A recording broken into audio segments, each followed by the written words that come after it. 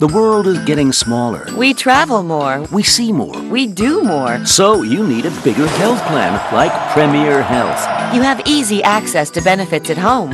1 million U.S. providers accept your ID card for college, vacation, and business travel. With 24/7 worldwide assistance, U.S. pharmacy benefits, and 96% of claims settled in 5 days, Premier Health offers you the care you deserve. Colonial, where people come first. CGIGroup.com. You can count on us. Bermuda's best solid cod, only $6.49 for a 400-gram package. Extra large sweet eating cantaloupes, just $3.99 each. Save 75 cents on ShopRite macaroni, just $1.50 for a 16-ounce box. Fabuloso multi-use cleaner, only $2.99 for a 33.3-ounce bottle. Select varieties of Arm & Hammer laundry detergent, only $10.59 for a 75-ounce bottle. Visit our website, www.marketplace.bm, for more weekly specials. You can count on us. Live from Bermuda Broadcasting, this is ZBM TV9 News. Good evening, everyone. It's Thursday, January the 18th. I'm Diane Brewer, and thank you for joining us tonight. Premier and Minister of Finance David Byrd announcing the 2018-2019 budget will be read in the House of Assembly on February the 16th. A pre-budget report is now available online, and a 2-week consultation period begins tomorrow, with meetings held with unions, the business sector, and the public. Premier Byrd has reintroduced the pre-budget report, last seen under the 2011 PLP administration. It's a review of Bermuda's economic standing and government's intentions for the next fiscal year. This government wants to hear from the people of Bermuda. We want to hear your thoughts and your concerns. We want to know what you like about the pre-budget report and what you want to see change and what you believe we need more of. 3 meetings will be held for segments of the community to speak with the Premier and Junior Minister of Finance Wayne Furbert. Tomorrow we'll be meeting of members in the international business community. On January 29th, we will host a lunchtime meeting starting at 12 noon at the Bermuda Industrial Union for BIU and BPSU members. It is important to hear from the public officers who carry out the day-to-day work of the government, and this meeting will provide union members with an opportunity to ask questions and to make suggestions. A final meeting for all members of the public takes place January 30th at St. Paul's Centennial Hall at 6 p.m. But you'll need to read a copy of the report sooner rather than later. Once the consultation period has ended, at the end of the month, we will evaluate all responses that we receive as we finalize the new government's first budget. If for any reason people cannot attend the public meeting, we have posted the pre-budget report on www.gov.bm, and you can reply with your comments by email to openbudget@gov.bm. We asked whether 2 weeks is enough time for everyone to read and study the pre-budget report. Our consultation period is 2 weeks, but I'm sure if people, we allow plenty of time. The report, in fairness, is not that long, but I hope that people will go ahead and take a look. There's a lot of information in it, but the crux of the places of which we're looking for feedback and consultation is only about 4 or 5 pages. And as to what people can expect in terms of policy, the pre-budget report speaks to the priorities of the government, and it also speaks to the financial considerations of changes of which we might consider making to our tax system. And so those are things that are put out there for consultation so that people can consult and make sure that we're not, I guess I would say, providing things in a vacuum. So it allows us to make sure that there's no surprises that will come in the budget. We know that sometimes business and people don't like surprises sprung upon them. It allows us to make sure that we have a period of consultation on those particular items as we finalize our budget statement. Bermuda's debt was at $2.4 billion in 2017, doubling from $1.2 billion in 2012.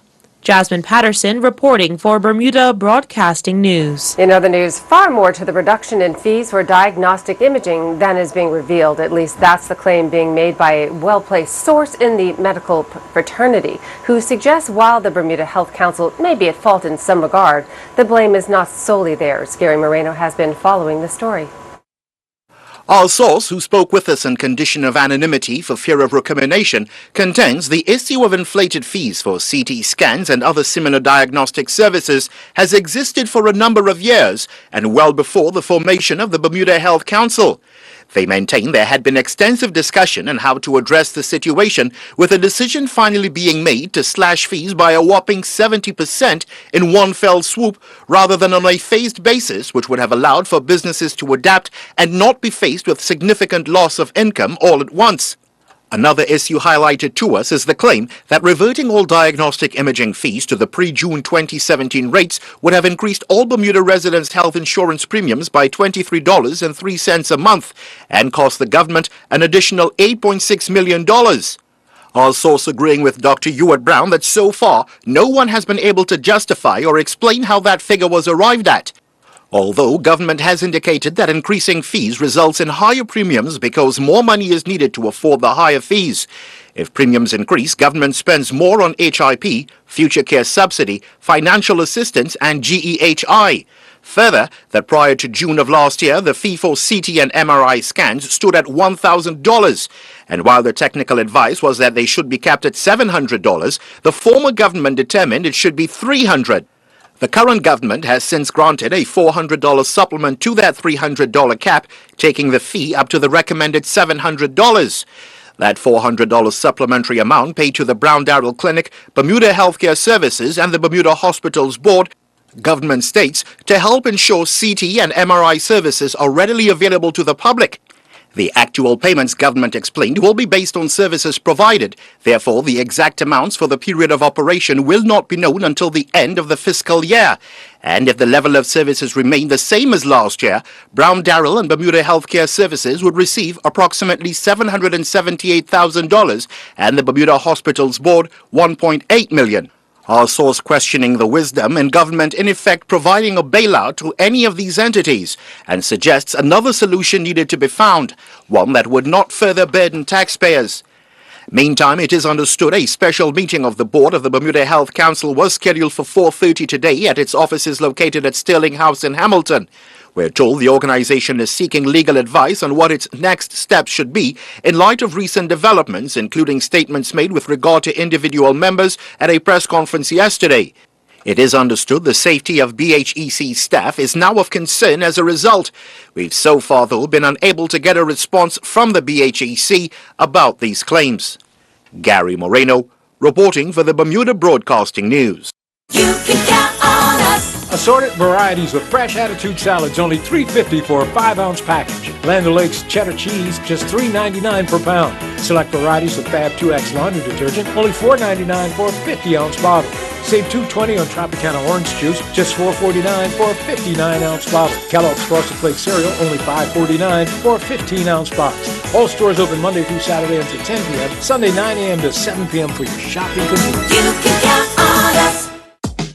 From happy beginnings and life choices that we make along the way, Colonial protects your lifestyle with the best insurance cover at the best possible price. health insurance with far-reaching benefits, Family protection and long-term financial plans. business insurance and generous employee benefits. For happy beginnings to happy ever after, visit CGIGroup.com. Colonial, where people come first. The funeral of Quinton Edness, the former cabinet minister and broadcaster, has taken place in Hamilton. Sir John Swan, the former premier, described Mr. Edness as an extraordinary man who did extraordinary things. Our reporter Hal Davies was at the service. Hundreds of people, including former premiers, the governor, and a host of MPs, joined Mr. Edness's family at the cathedral.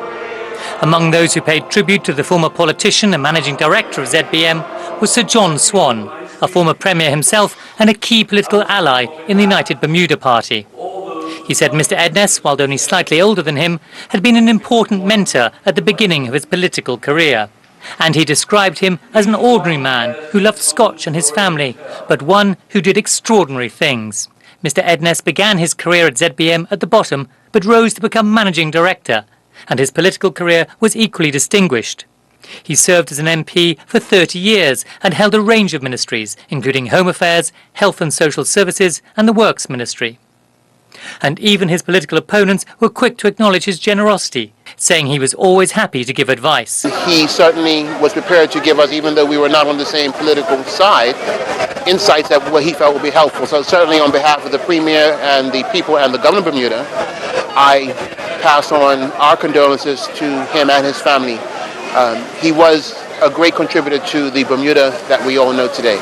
But rather than politics, it was the picture of a well-rounded, sociable man who doted on his family that dominated the funeral service, a sentiment echoed by the Governor. And he was a man who, beyond his ministerial work, clearly made a difference to the lives of young people on the island and to his many friends and family. So I've been privileged today to represent my predecessors at his passing ceremony, and I offer my condolences to his friends and family in the days ahead.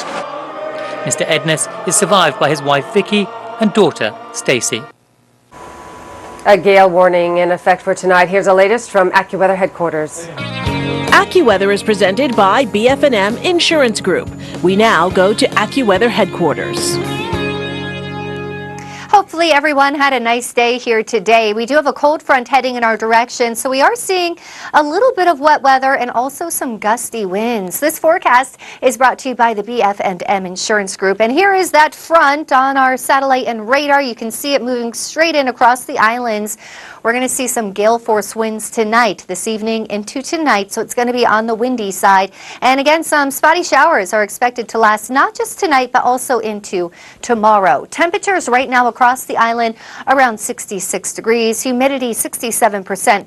Those winds up to 30 knots, gusts even higher than that.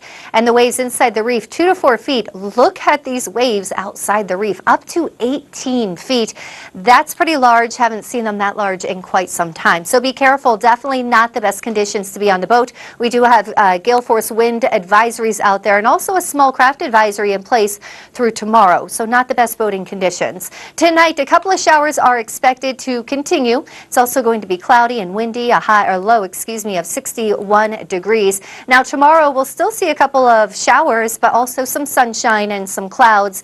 It will be breezy out there, not as windy as tonight though, a high of 66 degrees. The high tide for today, the first one, 9:36 p.m. tonight, and then tomorrow at 3:24 early in the morning. If you're traveling, we do have a couple other forecasts to tell you about. It's pretty sunny from Toronto down to Miami, especially in Atlanta. Beautiful sunshine there. Kind of mild in Toronto, 34 degrees, Boston 35, and Atlanta on the cool side 50 degrees, Miami 70 degrees, and a couple of showers through London. Temperatures there at 44 degrees. It is hot and humid through the Caribbean, as it should be. We're going to see spotty showers pretty much anywhere. Temperatures in the 80s from Jamaica to Trinidad. Now, over the next couple of days, on Friday, we're going to see a couple of showers, 66 degrees. Saturday should be a much drier day. Some sunshine and clouds, 67 degrees for the temperature. And then on Sunday, a couple more showers back across the island. Temperatures at 68. Monday and Tuesday, we will be drying out. A mix of clouds and sunshine. And by Tuesday, we are back to 70 degrees. Back to you. AccuWeather was presented by BF&M Insurance Group.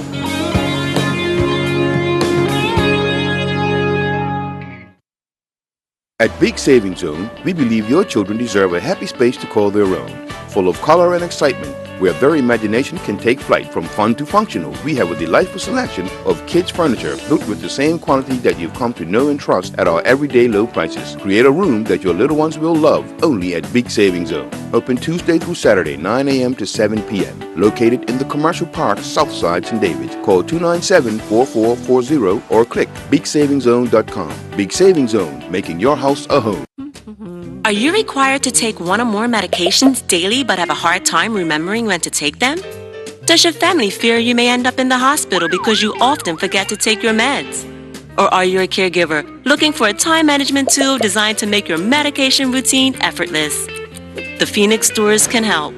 With an MDS blister pack, a multi-dose packaging system that makes it easier to manage and take your medication.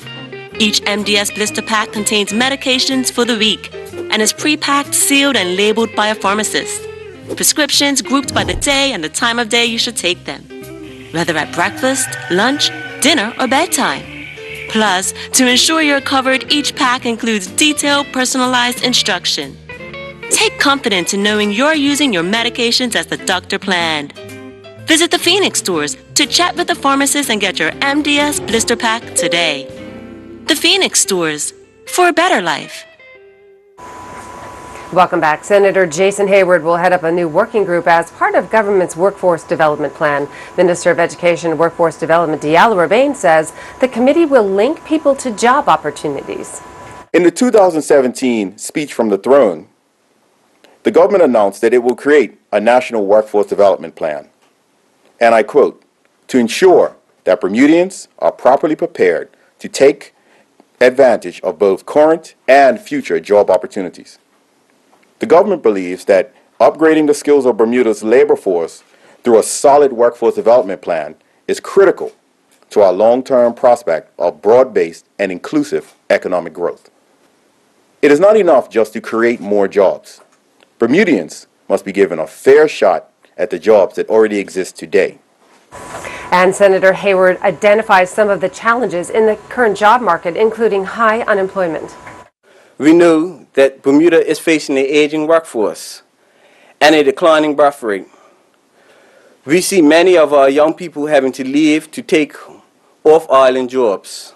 We need to develop a plan that will unlock job opportunities here in Bermuda, jobs that lead to fulfilling careers with a future. Many well-paying jobs are going unfilled or are not being filled by Bermudians because of the perception that they are low-skilled or low-wage. Many of these jobs do not require a college degree, but do require post-secondary training. Employing our youth is critical to success. In other news this evening, like most regulators, initial coin offerings have caught the eye of the Bermuda Monetary Authority. Yesterday, it issued a warning on ICOs, calling them risky. The time may not seem good for Horizon Communications. The would-be internet service provider is meant to launch an ICO next month. But the founder and CEO is embracing the warning. Tony Waterman sat down with Gilbert Darrell and started off by asking him about the company's ownership structure. It'll be Bermudian. Where we have some equity stakeholders with people who are coming onto the company, but for the most part, it would just be myself. It won't be 100% Bermudian owned, but it'll be close. That means that you have the right to work here, to own a company here without a work permit. Right. And how is that possible? Well, I am personally a belonger to Bermuda through my status. My father's Bermudian, my grandfather's Bermudian. So I get this, in-between status as I wait for status immigration. We got this press release from the Monetary Authority here in Bermuda yesterday, cautioning the public about the risks associated with ICOs. It comes days before you guys are meant to be launching your ICO. Right. Will this impact?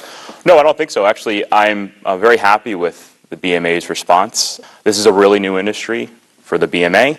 It's a new industry for Bermuda. It's a new industry internationally. So a statement that says people should have some level of understanding what they're investing in, make sure they make good decisions on their investment, I think is a great thing. We've said the same thing. Let's dive into the white paper. You describe yourself in the executive summary as an internet service provider using the latest next generation wireless technology. Is it going to be based on wireless technology when it launches? 100%. So in Bermuda, we need to have what's called an ICAL, Integrated Communications Operations License. And there's only a handful of those in Bermuda. There are some that we can partner with, and we have a signed deal for one and in the works to potentially sign a deal for another to use that license as a sublease for us to go to market with. That's allowed under the regulatory guidelines. And that's done over LTE? Correct. So the same technology that's really used in major markets, New York City, Miami, London, pick a big city, that's the technology we're going to be rolling out here locally. Okay, because I'm sure you're aware of this statement that came out from the RAB on January 3rd, in which they said that they wanted to inform the public that Horizon does not currently hold the ICAL, which we talked about. You say that you don't hold it, nor does the company hold a spectrum license, and that means that you guys have no access to long-term evolution, the LTE spectrum in Bermuda, and it's something that you can't piggyback on somebody else's ICAL for. Oh, we can if we make the application for the spectrum we want through that license holder. We would love to get a license from regulatory. If they said, here's what you have to do to get a license, please apply and you can have one if you meet this criteria, that'd be fantastic. At the moment, and for the last 2+ years, there's a hold on any new licenses. So our only pathway to market, if the regulatory authority really does want competition in Bermuda, is we have to piggyback with an existing provider. And so who's the partner that you've partnered with? Keep that under the radar for now until we get approval. We want regulatory to approve our plan first, and then we'll make all of that public. Okay, I want to talk about your assets and what's secured and what's not secured. You say that you guys are going to be operating from the tower that already exists at Barker Hill. Correct. Do you guys own that? No, we're going to buy that. So we have a signed agreement to purchase that tower from the current owner. You have a signed agreement? Yep, for Defon's Communications. Because I spoke to the person that owns it, and he said that you guys have been in conversations. I just got off the phone with him, but that there is no signed agreement for this tower. I'll have to go back and look, but I'm pretty sure we have a signed agreement with the owner, Mr. Kenny Defont. But you don't know if you have a signed one? I mean, this seems to be the cornerstone of your paper here, because you said that it's first going to start with this central tower. That's the best part about wireless communication, is we could go anywhere in Bermuda. There's 8 towers up right now. We want to purchase that tower. I think it's a great location for us. Okay. One of the other things that really stood out to me, Horizon aims to reinvest the recommended earnings under financial advice into cryptocurrency and ICOs. What exactly is the recommended earnings for them? Well, we don't know yet. So cryptocurrency is a moving target. Some days the markets are up 50%, some days are down 50%. It's a hard target. But ICOs are risky to begin with. You're coming in as an ICO, going to be using blockchain technology, you're going to be issuing these tokens. Then you're going to be going into further risky investments. Does that not raise red flags for investors? Well, what's risky about an ICO in particular? Is it the technology they're using? Is it the jurisdiction they're in? Is it the fact that there's just a new and disruptive technology? There's a lot of risks in any business. Any company that invests in another potential technology coming up, there's a risk there. And there's a risk that we have to look at and decide if we want to take that risk as a company. But if the benefits outweigh the potential risks, then just like any company who invests in another technology or another startup, that's something we have to weigh and look at. My final question here is, what incentive investors have to put their money into your ICO when it seems that you don't have a secured tower at this point, you don't have the proper regulation at this point? What incentive do they have? I think every startup comes with an idea, a game plan, a strong team, which we have, and a pathway through regulatory and through the BMA, as we've already talked about. And we have all those already established. Those aren't the issues. The question that the person coming into Horizon has to ask himself, is there a real market and is there a real need for a great internet service in countries like Bermuda and throughout the Caribbean? Hey Smokey, let's get lunch from the Marketplace Food Court. You know what? That sounds good.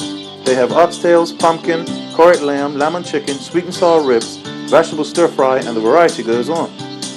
Their chefs are good. They'll set you right up with all the good carbons. And don't forget the special dishes from the islands. It doesn't matter. Well, no matter what you feel like eating, Marketplace will have it. You know, it's quick, it's quality, and at prices you can count on. Visit us 7 days a week. Breakfast, lunch, and dinner. Made for you daily at the Hamilton Marketplace Food Court.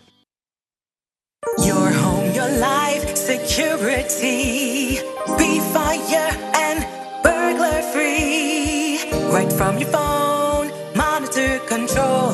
Lock safes, doors, gates, business, family safe. You're on the go, and that's okay. BSG with you every Bermuda Security Group, your security, life safety, and monitoring experts. We're with you every step of the way. Bermuda Security Group, BSG.BM. Bermuda Broadcasting Company is pleased to present the 2018 FIFA World Cup from Russia, June 14th to July 15th. This will mark the 21st FIFA World Cup, featuring 32 national teams, covering 64 matches, played in 12 venues located in 11 cities. The final will be held July 15th in Moscow. Be a part of the history. You don't want to miss FIFA World Cup 2018. Bermuda is in the final stages of preparing for the upcoming Commonwealth Games that are set to get underway in April on the Gold Coast of Australia. Bermuda chef de commission, Katora Horton Parent Chief, gives us some insight as to how things are shaping up for the event. Well, I think it's I think the Gold Coast is going to be incredible.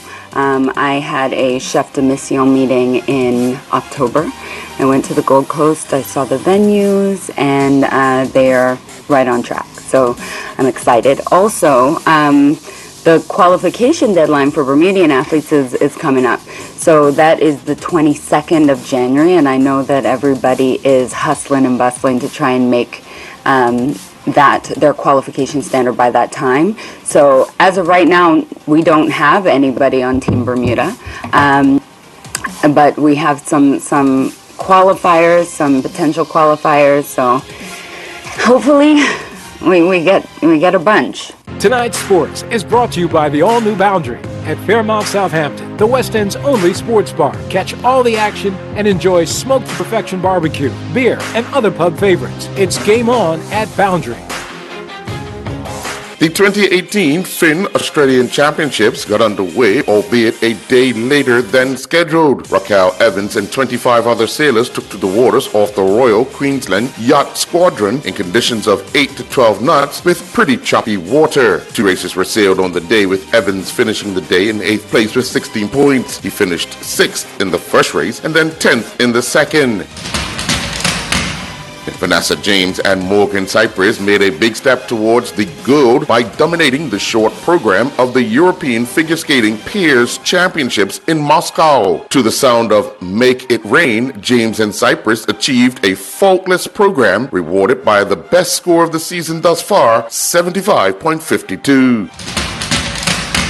300 of Bermuda's finest student athletes will take part in 11 different matches during the 2018 Bermuda School Sports Federation All-Star Weekend. The weekend will get underway today with the Senior School All-Star Volleyball matches at MSA beginning at 5 p.m. The finest youth netballers will then be on display on Friday at the Bermuda College with a 6 p.m. start with the primary school girls match. Saturday will feature the longest-running All-Star exhibition when the East take on the West in a much-anticipated All-Star football matches at the National Sports Center. The day will get underway at 11 a.m. with the primary school girls match, and the weekend culminates with the senior school boys match at 6:45 p.m. Only one game was able to be completed at the PCC hockey rink last evening before inclement weather called a halt to the evening. In the lone game, the Calgary Flames defeated the Edmonton Oilers 8-4. Robbie Bailey would lead the way for the Calgary Flames with 4 goals. They also got 2 goals from Jeffrey Looper, with Mark James and Richard Campbell both adding a goal each. Chad Cunliffe scored twice for the Edmonton Oilers, who also got strikes from Andrew Kuzma and Chris Merritt.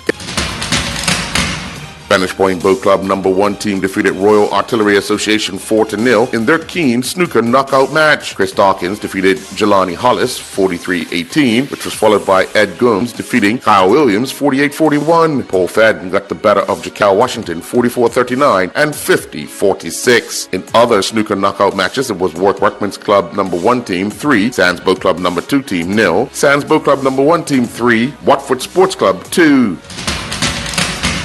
Second Spring Senior Bowling League action inside the Warwick Lanes last evening. It saw the last pin fall 3-1 to the last minute. Odin Kickin and the Pin Splitters drew 2-2. The Drifters went down 3-1 to the newcomers, and the Islanders defeated the Blue Angels 4-0. Tonight's Sports has been brought to you by the all-new Boundary at Fairmount, Southampton, the West End's only sports bar. Catch all the action and enjoy smoked to perfection barbecue, beer, and other pub favorites. It's game on at Boundary. I'm Earl Baisden with Bermuda Broadcasting Sports. Thanks, Earl. And that's our newscast for tonight. I'm Diane Brewer. Good night.